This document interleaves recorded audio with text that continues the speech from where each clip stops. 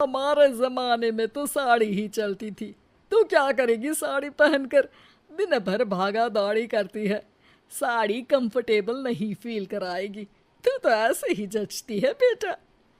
राधा सास को लेकर घूमने जाती, सैर करती और उनसे खूब बातें किया करती थी। एक दिन, अरे राधा और माँ सुनो, अब हम लोगों को बम्बई चलना पड़ेगा। मेरी नई नौकरी वहीं लगी है।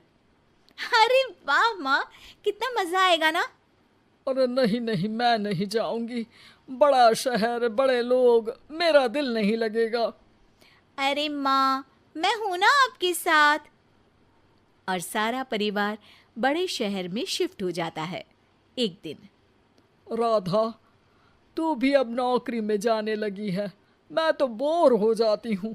सोच रही हूँ आसपास की औरतों से दोस्ती कर लूँ। हाँ हाँ माँ, और क्या, यहाँ की औरतें तो किटी पार्टी और बहुत सी फन लविंग एक्टिविटी करती हैं।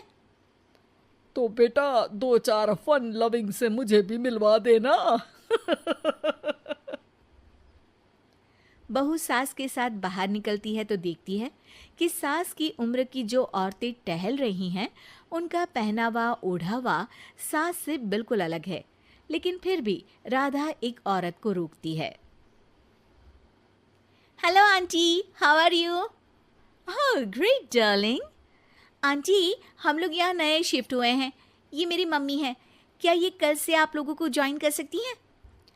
वो औरत सास की तरफ बड़ी ही अजीब नज़रों से देखती है, फिर कहती है, अब ठीक है, कल से भेज देना।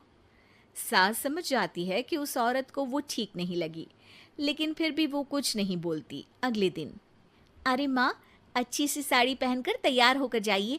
आपको आपकी दोस्तों के पास जाना है ना। और नहीं नहीं, मैं सोच रही हूँ घर पर बैठकर टीवी देखूं। वैसे भी रामायण का नया एपिसोड आएगा। नहीं माँ, आप जाओ ना, लोगों से मिलो, बात करो, अच्छा लगेगा। ना चाहते हुए भी सास उन लोगों के पास जाती है, लेकिन सभी सास से बुरा व्यवहार करते हैं। सास मुंह लटकाकर घर आ जाती है। बहू समझ जाती है कि सास को कुछ हुआ है।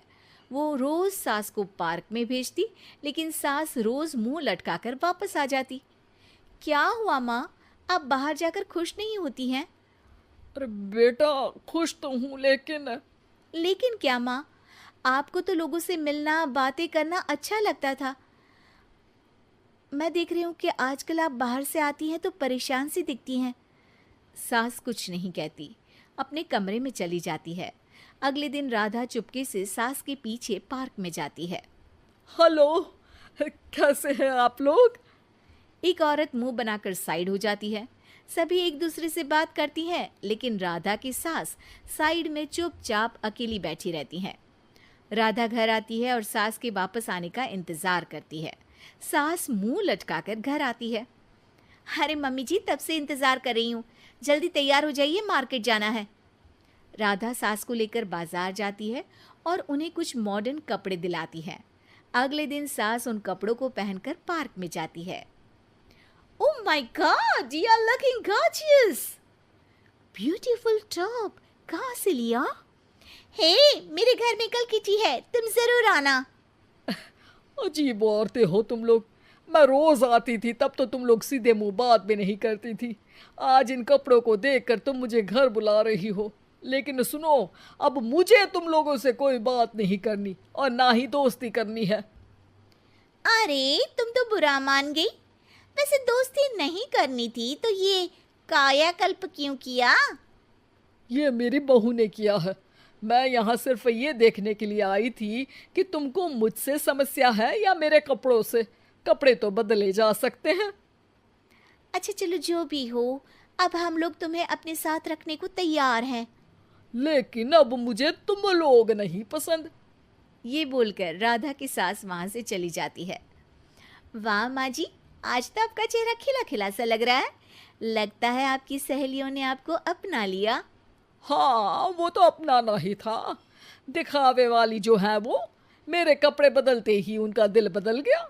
लेकिन आज मैं उन्हें मना कर आई, अरे क्यों माँ जी? क्योंकि उन लोगों को मुझसे नहीं मेरे कपड़ों से दोस्ती करनी थी। वैसे मेरे पास तो तू है ना, मेरी प्यारी बहू। मुझे किसी की जरूरत नहीं है। अरे नहीं नहीं माँ जी, आप ऐसा क्यों सोच रही हैं? बेटा ये गलत भी तो नहीं है, जैसा देश वैसा भेष। क्यों? ठीक है ना माँ, अब जब ये हम लोगों का देश है तो क्यों ना हम यहाँ का भेष अपना ले। हाँ हाँ जरूर, मैं तो तैयार हूँ। समय के साथ खुद को बदलने में कोई बुराई नहीं है, लेकिन कहीं नकल के चक्कर में बंदर ना दिखने लगूं।